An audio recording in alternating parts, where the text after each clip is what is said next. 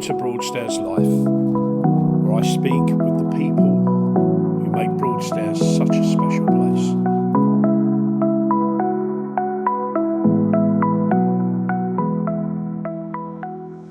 Welcome to Broadstairs Life. Today I'm sat here with Laura. Now, Laura is a nutritional therapist based here in Broadstairs. So thanks for doing this today, Laura. And tell us a little bit about yourself. Hi, thanks for having me. Absolutely. My name's Laura. As you said, I'm a nutritional therapist. I'm based here in Broadstairs, working privately and also with the Willow Therapy Centre at the top of town. And only relatively newly qualified in the last kind of 18 months.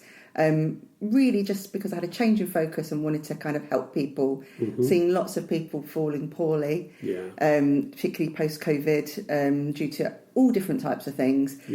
Always been really, really interested in medicine and science. When I was at school, did all of that, but I was also a dancer. So did my first degree in performing arts years and years ago. Didn't do medicine, even though I did all the sciences, with the thing that one day I'd go back and do it. And so had a lovely, lovely career building dancing and building tourist attractions, worked for Warner Brothers and things like that. Oh, wow. That's a varied career, then. Yeah, very, very varied career. And then worked as an independent consultant, building attractions in America and Saudi. But then, as I said, during COVID, lots of friends and family getting poorly and sick. Obviously wasn't the best time to be a consultant in the leisure industry, nothing really going on, and kind of started reading stuff again, all the scientific literature, and thought maybe now's the time to do it. Reached out to a few people and they told me how they had retrained as nutritional therapists. They were like corporate lawyers and things like that. So they suggested ION, which is Institute of Nutrition, and I reached out to them. This was in the July, and they were like, yeah, sure, you can come in September because you've got your A-levels. I was like, got your okay, A-levels, 25 years ago. So started kind of, I'm a very much of a not a shoulda, woulda, coulda. Feet first, straight into another degree. Still running my other consultancy at the same time. And that's a big thing to do. It's a big change of lifestyle again, isn't it? And it was, I mean, I didn't just jump, from roller coasters to broccoli. It was kind of a merge across. And actually, I think it's a real, in every corporate world now, the whole of the corporate world, there needs to be more focus on well-being. You get run to the ground when you work for big corporate. And even I absolutely loved my job. And they expect a lot, don't they? They do. And I think when you're a certain type of person, you give a lot. And that was me, till I broke, really. And that was on me, not on the company, and I think people are, even post-COVID, people are much more aware of that now, but don't necessarily know how to do that. Yeah, no, I know exactly. I know what you mean, because pressure can be vast, can't it? And it really can. An expectation, to deliver. I was actually part of the team that delivered the Harry Potter studios and built the film studio. I was the director for that. And so the pressure I put on myself to do that was insane. And I think that forms a big part of nutritional therapy as well. It's not just about diet, it's about lifestyle and how you reach for those sugary snacks, the caffeine and all of that, which I know now is absolutely the worst thing you can do. The wrong things to eat. Yeah, the wrong way to support yourself. And I think that's one section of the work that I do. But it is vast and varied, and what you really do is make people feel better, and that can be anything from working with somebody that's got hypothyroidism to just somebody with low energy to a man that is constipated. I spend a lot of time talking about poo, and that is. And people, we are British. We find that difficult and it's sometimes. Part of life. It's 100. Yeah, I mean, I hope it is for everybody. Yeah, but the British are very stiff upper lip, aren't we? We don't discuss that.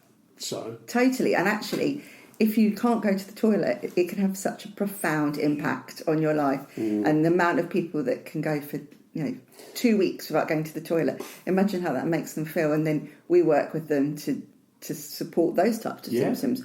Or we look at things that may modulate thyroid disorders, because we look at medication. Medication can deplete nutrients in your body. So if you're taking a certain medication, it may be actually you're really low in B12, for example, which is really important for cognitive function and energy.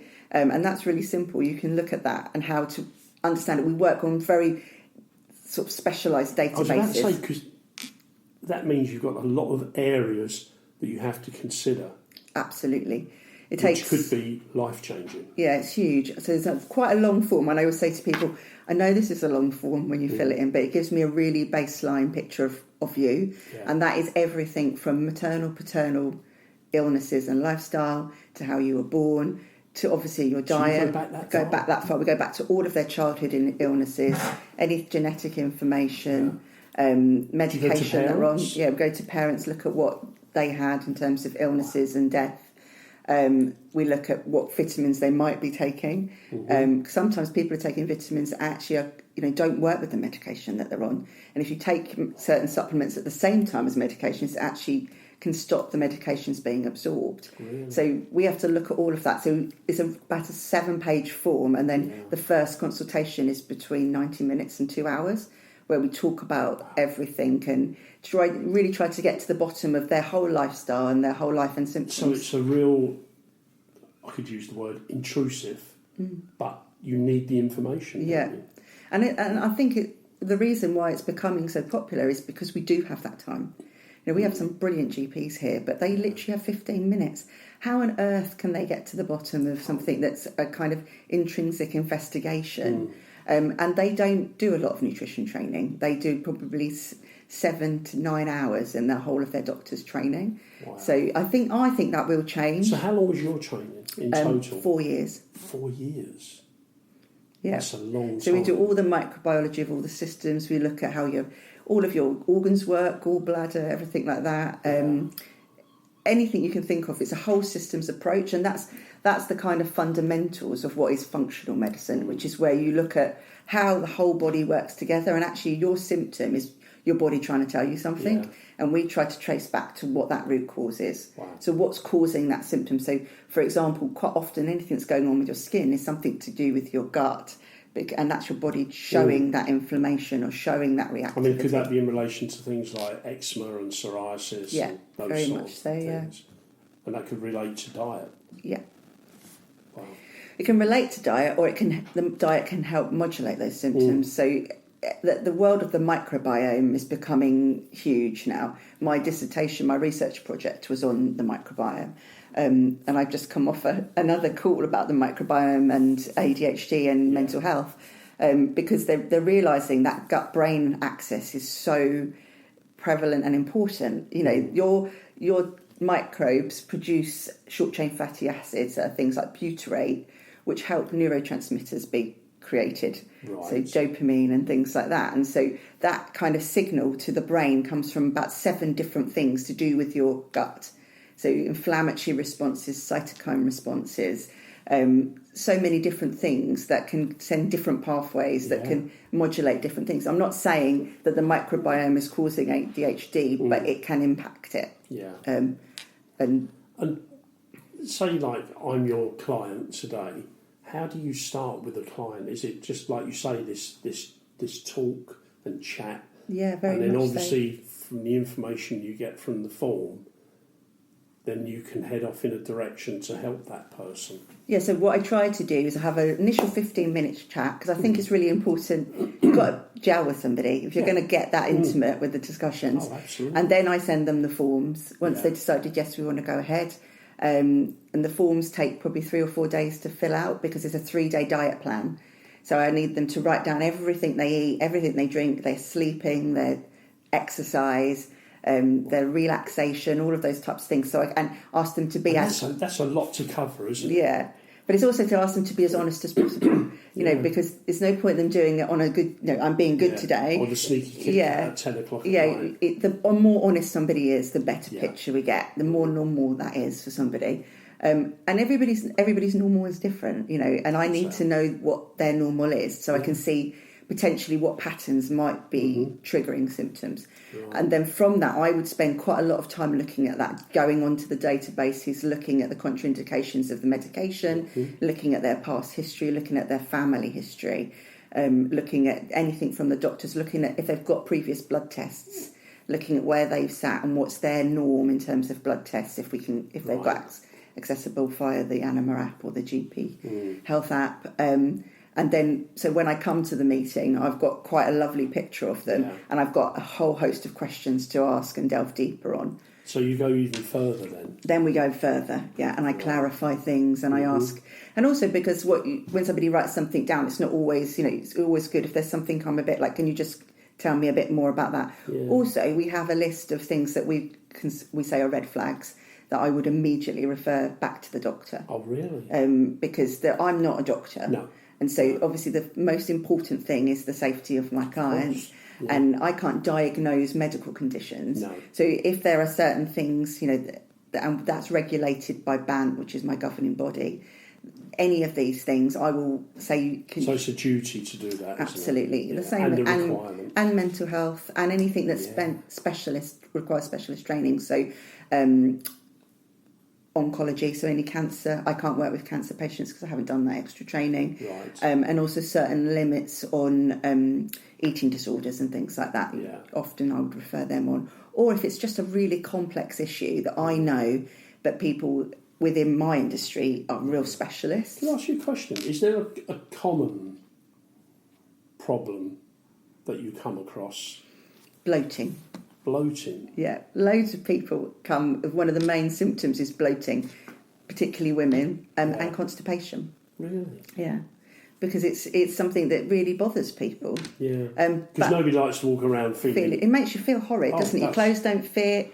They're two very common symptoms.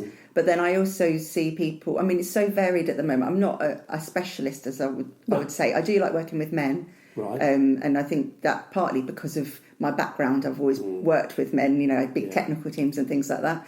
And I think men don't talk about it all the time, whereas women tend to talk about more what we would talk about in a nutritional consultation. Well, I think women talk about things more openly. Yeah. In fact, I had this conversation with my wife last night because I'm out on Friday with a group of guys and all we do is talk about all our medical conditions. And she goes, really? Oh, maybe I should come along. You should come along. Oh, we're terrible. We're terrible. But women are more open about discussing, anything to do with the body. Whereas men, but I think it's changed because men are more open. We are becoming more. Where there's a lot of media. Talk. There's a lot of media driving that, which is brilliant. You look at Chris Evans and people like that on the radio, where they are real champions for getting your skin tested, getting your prostate tested, getting your colon tested. Those are probably the three key drivers that men weren't doing but are now. I've known many. Russ Kane, who used to do the Flying Eye with Chris Tarrant, and Russ, he's a broadcaster and everything, but he started a group called the Espresso Club for men, and now it's the Espresso Club for women as well. And what it is, it's a group where you can go to and discuss issues quite openly, and you get other people saying, "I've got that, I did this, I did that."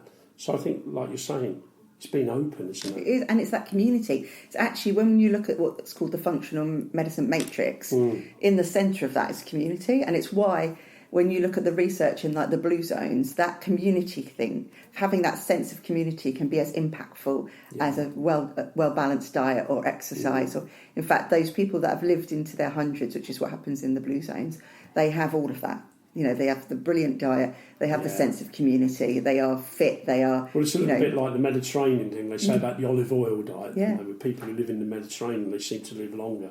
Yeah. Because they eat better. Well, and they eat from the land as well, don't they? They eat whole food. Yeah. That's the kind of key to them. And colours. No, and with things you don't know what it means on the back. So you've had somebody come in and you've done all your bits and pieces with them. How do you then work with them? How does that work? It's very much a collaborative approach. So it's not prescriptive. So I wouldn't say to you, I want you to do X, Y, and Z. No. I'll explain when I first look at somebody, I can think probably there's about 8 different things going on here. And I look at what their goal is. Yeah. So what's going to be the thing, where are they trying to get to? And how do we get there by assessing these and addressing these different things? And I don't want to overwhelm them. So quite often we start with simple things like blood sugar balance, good digestion, fibre to get your digestion. Do you find that working. some people are quite scared of what they're going to hear about, or are they? I think by the time they've come to me, they want to hear. Yeah. They're kind of They quite need to often hear. you get people come to a nutritional therapist because they've not got answers from anywhere else, Right. and you're kind of, it's not the last resort, but sometimes it's very much the last resort. Yeah. And what we would do is I would explain why I think blood sugar imbalance is potentially causing their energy problems or why they're waking up in the middle of the night, and then explain how diet can help modulate that blood sugar balance. So if they're not having enough protein in the morning, for example, if they're just having carbohydrates and they're having that caffeinated coffee before any other food, that both of those things will spike your blood sugar level right up, and then it will come crashing down, and that's when you get your afternoon you stop slot. drinking it. Because caffeine does is spike your cortisol, which also spikes your insulin. Yeah. And so it's not because you've stopped taking it, it's just that what happens is all that insulin rushes and sugar rushes into your body. Yeah. So that's how your body modulates blood sugar. Yeah, so it's all going in, and then all of a sudden it drops really low because you've not had enough things to help do a slow absorption of blood sugar. So fibre and healthy fats and protein, almost if you imagine around the bottom of your stomach, they almost create a mesh, particularly fibre, and it slows that absorption of blood and blood sugars into the blood. Oh, really? And so that's why it's really important to have a healthy plate of not white carbohydrates, but carbohydrates, healthy fats, so avocado, olive oil, protein, and fibre. So carbohydrates that contain fibre, so good sources of those wonderful. Because there's always nuts. fibre's always spoken about, isn't it? It is. I'm actually doing a session for my Instagram stories at the moment. I'm focusing on fibre. Oh, really? Because I think people don't understand why everyone keeps going on about it, and it's really easy, and it's actually quite simple. And what are types of fibre? You have two different types of fibre. One that your body eats, and one that goes down to your colon and feeds your microbiome. Right. And so and they do different jobs. And so one will help with roughage and helps your kind of stools fall, and other provides kind of energy and things. You also have, if you do cooked and cooled carbohydrates, so cooked and cooled potatoes or pasta, that can change into another type of fibre as well. And that actually, when you cook and cool it, it turns it into what's called resistant starch, which again helps with things like blood sugar balance, stool formation and things like that. So there's a real clever science. It's all to do with molecules and things like that. It is a clever science, isn't it? But it doesn't have to be, and that you guys don't need to know that. But you bring it down to the level where have some avocado. Yeah, have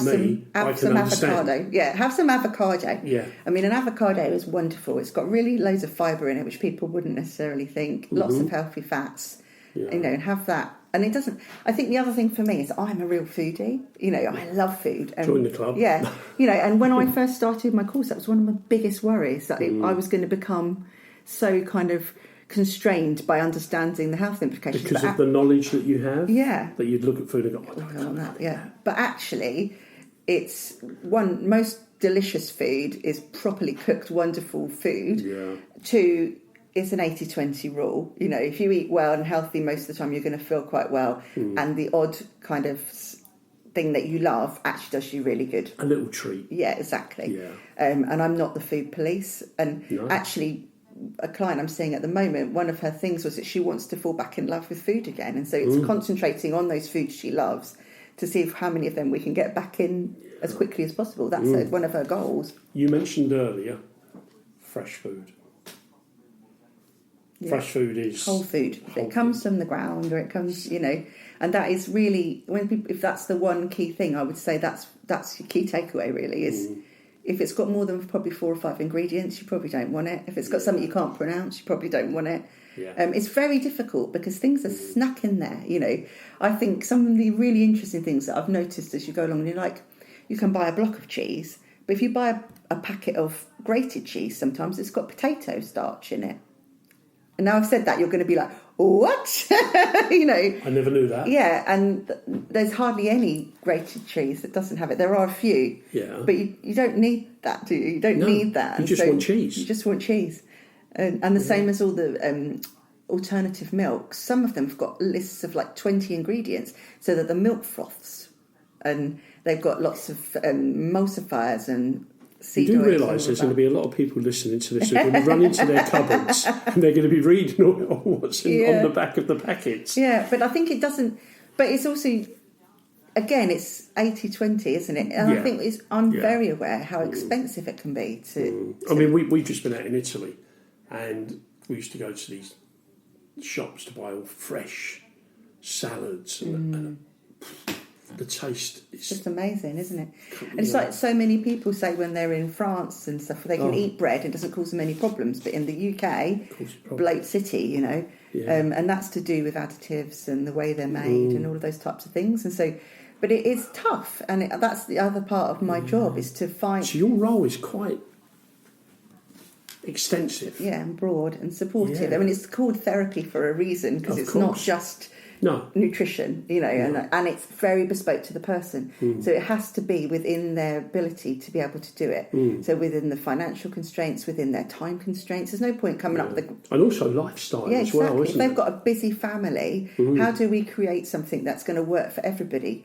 You know, they want to do. They don't want to be cooking 6 meals. They don't want to be. So all of that needs to be considered, and that's why you don't do massive changes. It's like a few changes to diet and lifestyle, the big ones that are going to have the biggest change. But also some changes you have to do really slowly. You cannot just introduce loads of fibre into somebody's diet, because your stomach won't deal with it very well. You know, so all of that takes time and consideration. Yeah, I didn't realise all this. So, how else do people benefit from seeing somebody like you? Do they benefit mentally as well, do you think? I think so, because I think, again, it's that being heard, isn't it? So I think I think it's really important to listen to somebody. We're trained in coaching and counselling and behaviour change and all of that, because again, that's why it's called therapy, because you are listening to what their concerns are about their body. And if it's something I can deal with, I will deal with. If not, if I need to refer on to a counsellor or a psychologist, I would as well. So you do work. You work with lots of other people, don't you? Definitely. So you've got a network where you can direct somebody and say, "I think you need to."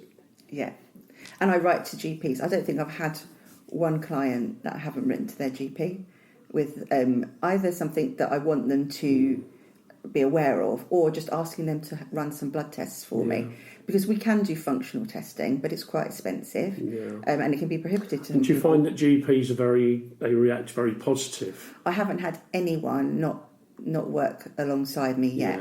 I can't say it's going to be like that all the time, but they're very, very busy, so you don't get a massive dialogue, but they will often run the test. But they're probably grateful for the fact that somebody's taken another avenue and then something's been highlighted that they need to deal with. Well, I think it's also that they're the medical doctors, you know. I'm here to support them, not the other way around. And I'm very I'm a believer in all types of medicine and everybody working collaboratively to get to the right end result, because I think actually that's what you need to do. There are specialists in so many different things, and the best result for the client often is a collaborative approach. Can I ask, what do you get out of it? I just love helping people. It's very different to as I said, I've built tourist attractions. Watching people's enjoyment is wonderful.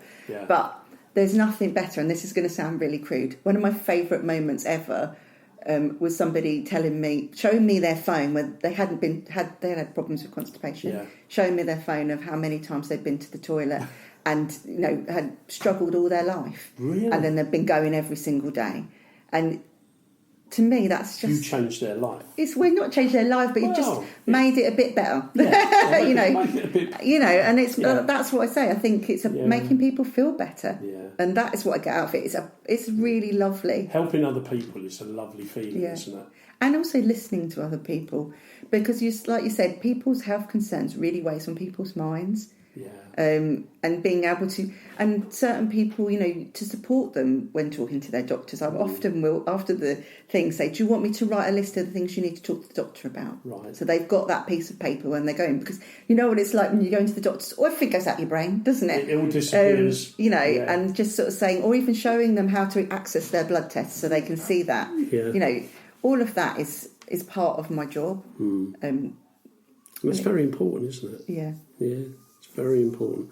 So, being here in Broadstairs, how do you find the fact that doing this sort of work fits in the community? Have you found that it has fitted into the community? I think so. I mean, it's slow. I mean, like I said, one of the biggest problems is people don't understand what nutritional therapy is. They're scared they're going to be put on a diet. I'll be honest, I did have to read it up Yeah. last night. I had a quick little read of what it actually is. And I think it's changing. I mean, in the States, there was, they started at Congress all the changes about food, and they are in a much worse state than we are over here in terms of additives and things in their foods and pesticides and all those types of things. But I think so. I think working with the Willow has been amazing. That's a real collaborative team, and they've got people that they've been seeing for years that they're like, oh, you'd be really great if you spoke to Laura. I think she could really support you. Yeah.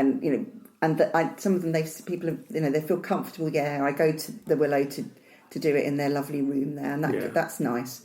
And I think and it's slow. It takes people sometimes months to sort of decide they're going to do it. Yeah. I've had so many people say, I'd love to come and see you, and then months later they finally book in. Yeah. And actually that's how it needs to be, because you do have to make changes. So I say to people, how ready are you to do this on a scale of 1 to 10? And if they're down at 2 or 3, it's going to be really difficult. And would you say it is a big lifestyle change? Sometimes, and sometimes it's not. Sometimes it's just about understanding. Yeah. Every single person is different, and it depends what they're there for. If it's a young person that's just coming because they want to have better sports nutrition, that's a bit different, isn't it? They're already hyper-focused on that. Yeah.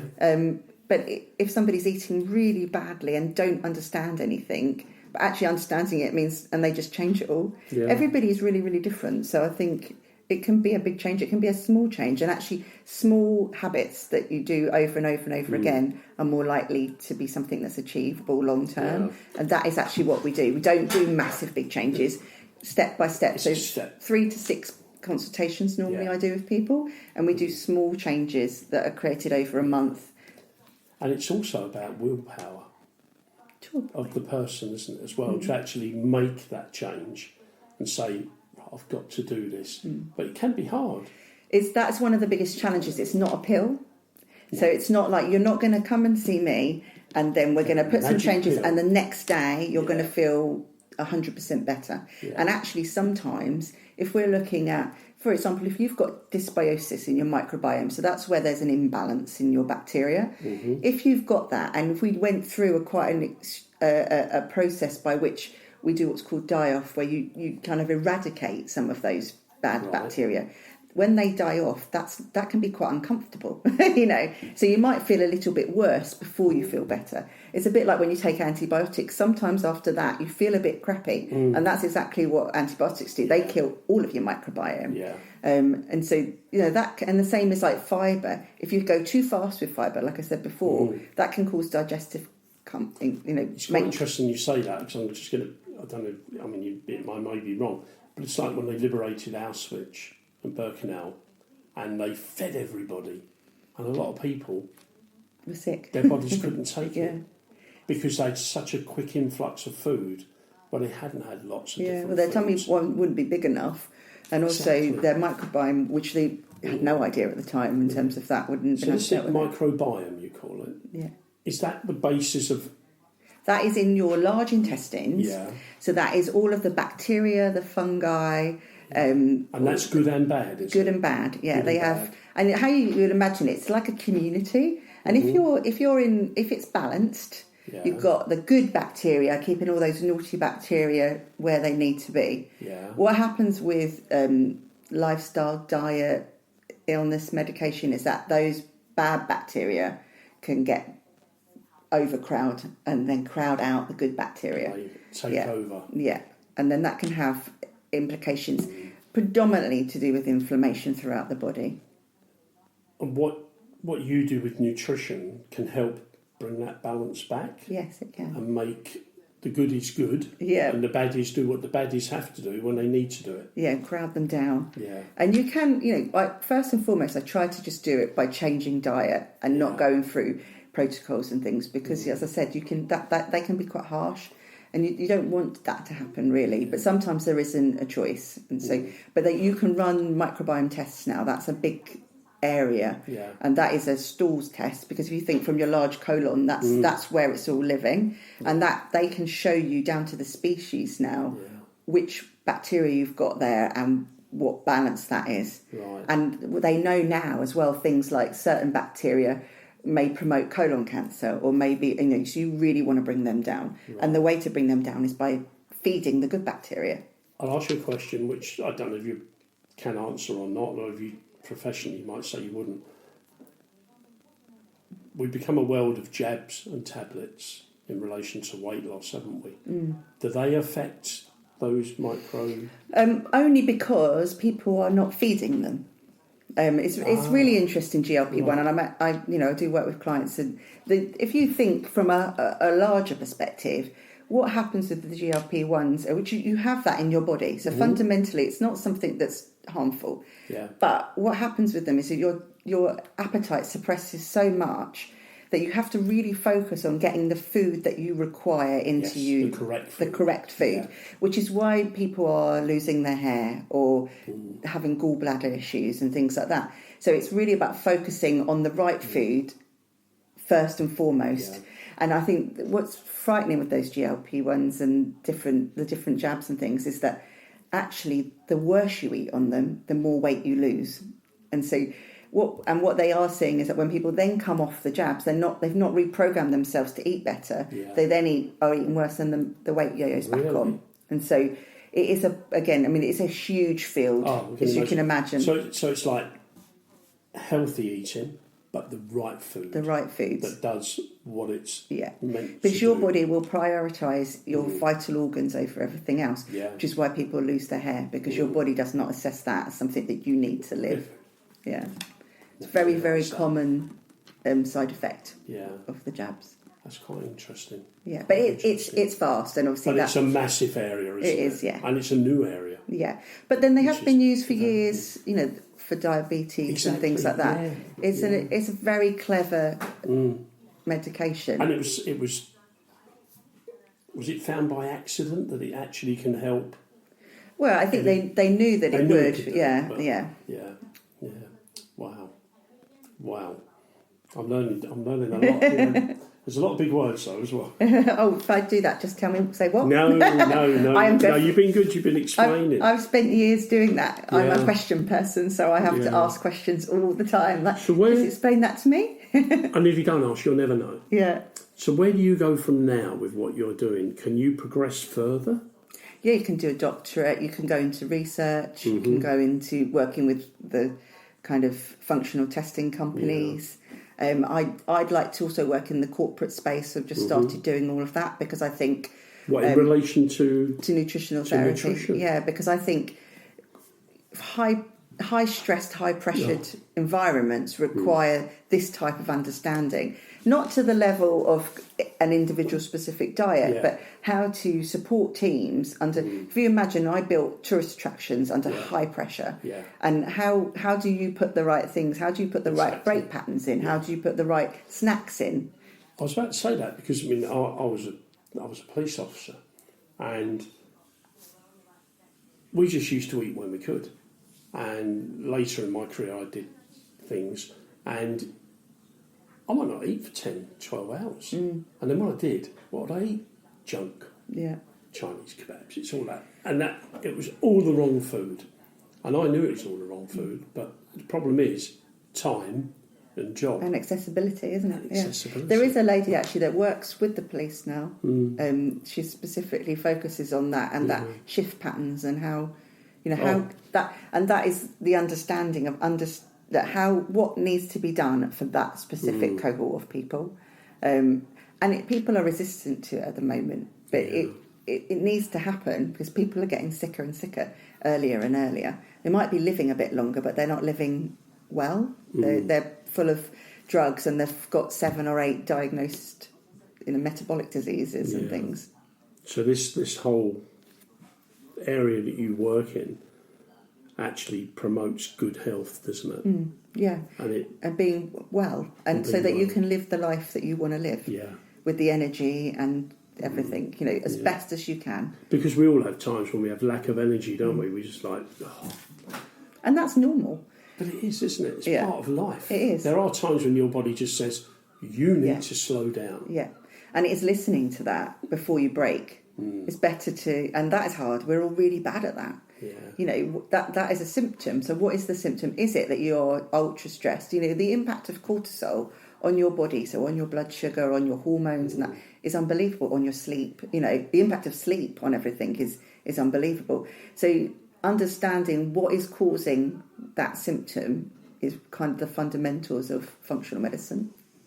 And would you say that nutrition can be linked to sleep problems? Yes. Really?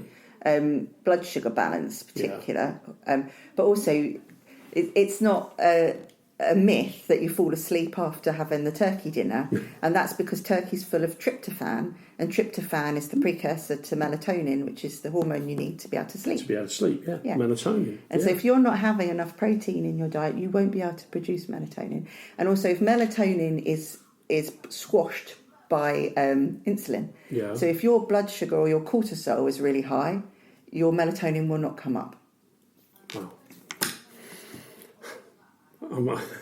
It just makes you think, doesn't it, that there's so much that's linked to this. So through people like yourself, you're actually putting people on the right path. I hope so. Yeah. Hope. But it is fundamentally, I don't choose the path, they choose their path. They choose what their goal is. And I think for me that's really important. They have to have a goal. They have a goal, yeah. I have a goal. I ask them what their goals are, and I also ask them what they'd like to be able to do. You know, what's this goal? What aren't you doing now because you're feeling like this? Yeah. What are we trying to get to? And that might be playing with the grandkids or going out to have something to eat and not worrying about needing to find where the nearest toilet is. Wow. Opened my eyes a little bit here today, I can tell you. So if somebody wanted to come along and see you, how can they do that? Well, you can go onto my website, which is www.whatsonyourplate.co.uk, not .com, sorry. .com. That is a lovely Jamaican restaurant in New York.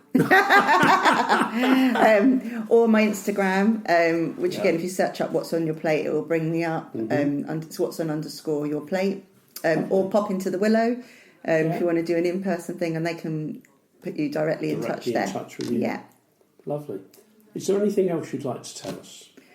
No, that's all really. It's lovely to speak to you. No, thank you as well. And I just think just get in touch, even if people are not, they don't really know what they want, or they just don't know where else to go. Yeah. If I can't help, I will know somebody that can. Excellent. Lovely. Well, thank you very much, Laura. Thank you. Really lovely to meet you. That. Lovely to chat to you today.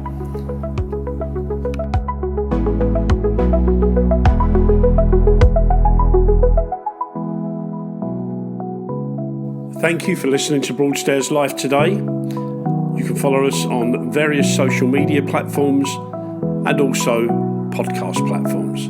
Thank you again.